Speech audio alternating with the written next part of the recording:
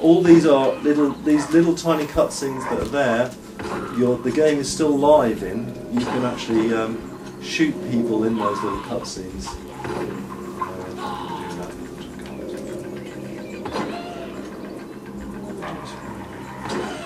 Let's just take out these last few. I'm going to switch to swords to take out. Oh, you took out the last one.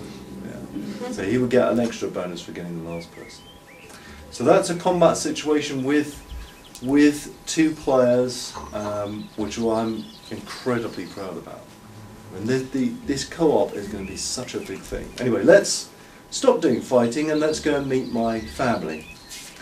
Now, as I said, my family is currently living in this little cottage here.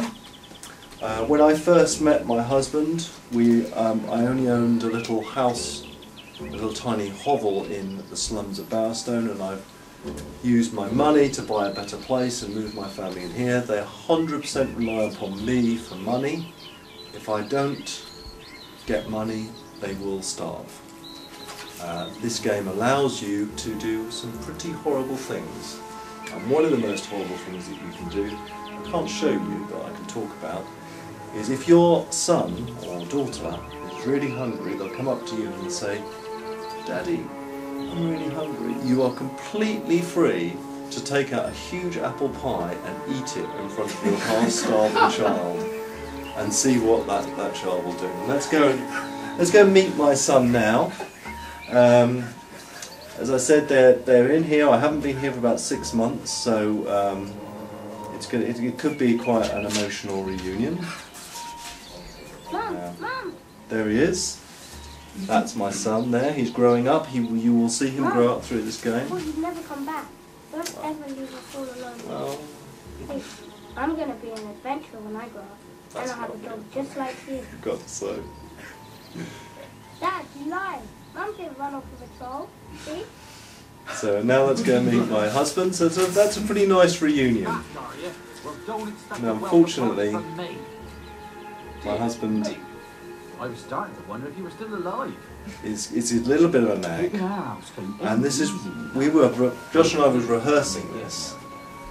And we decided that we were going to subject you to this nagging for a while, and then I was just going to run off. And then Josh did something. We figured this out. Yeah. He killed my husband. He caused my son to become fatherless. And that, actually, this wasn't part of the choreography, wasn't supposed to be part of the keynote, but we realised that really showed the amount of freedom that Fable actually has. Is to be able to do that, a henchman being able to do that in the game is unique. You've never, ever seen anything like that before in a game. What's going to happen to your son now that he doesn't have a That's a father? very interesting question. A lot of people are asking that. I'm very worried about the son. What actually happens is, as soon as you leave the region, your kid is put into an orphanage. Now, you are free to go and visit that orphanage. Obviously, your fatherless son, is now not that happy anymore to see you, but there you go. You're also, you don't realise it, but I have another husband in another town, by the way. Any questions? I mean, this is why I think, I've been saying this, Fable is different. It's just a different game to games that you've played before. It does things like this in a different way. The combat is different, the interaction is different, the co-oping is different, everything is just different. And that's really our dream, is to make something which is different. Is the co-op online?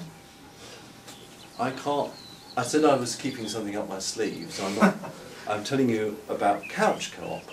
I'm not telling you about anything else. I don't imagine that you know the full story, because you don't. I think Fable is really coming on. I mean, the graphical presentation is not finished yet.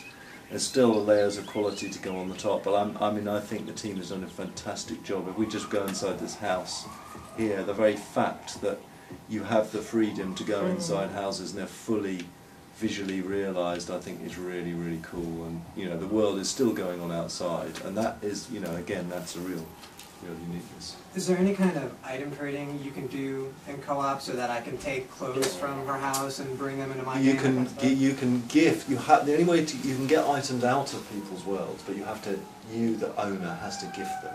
And one reason we found that is we found it being a henchman was a bit of too cataclysmic. It's kind of meant that when you invited in someone into your world, you end up not trusting them. So you can gift anything from the world, and you can then take it back to your world. Don't forget that the fact that you and I, when you're in my world, you're earning experience and gold for your world is a pretty big thing. No other co-op game does that.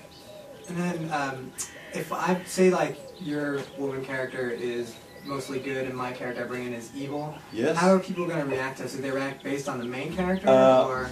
Yes, they will, but they'll know. Other people will know that you're evil.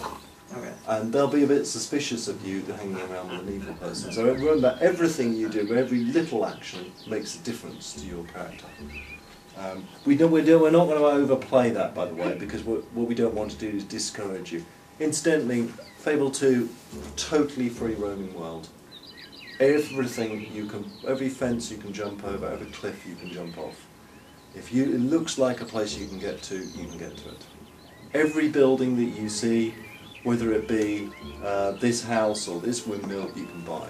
And you can move your family into, you can rent it out, you can earn money for it. Does the world and enemies scale at all when you have co-op? There's a little bit of scaling in there. We're just playing around with that balance at the moment. I don't want to make co-op, twice as hard, because I think there's a very interesting scenario, and is that if you have someone who's a really experienced gamer playing with someone who's not an experienced gamer, I don't want those non-experienced players to feel dumb and stupid, because I think I've seen that in so many games. My wife, I've tried to play games, but every co-op game there is requires her to be super skillful, and that's why I think Fable is